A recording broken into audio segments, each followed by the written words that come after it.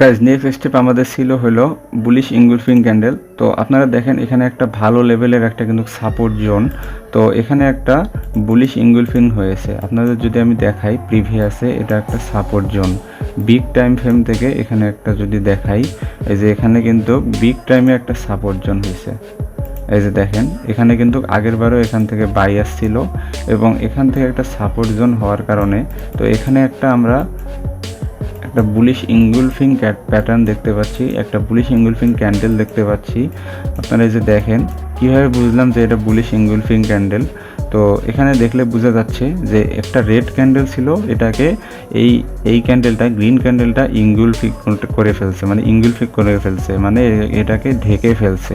এটাকে ঢেকে ফেলার কারণে এখান থেকে এখন আমরা বুঝতে পারবো যে এখান থেকে একটা বাই একটা রিজার্ভ করি আমরা।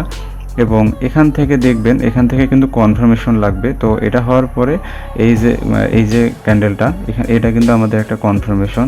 তো এটা হওয়ার পরে আমরা এখান থেকে ক্যান্ডেল মানে ট্রেড নিয়ে নিব এবং স্টপ লস রাখবো এই ইনগুলফিং ক্যান্ডেলের নিচে এবং টার্গেট রাখবো 1:3।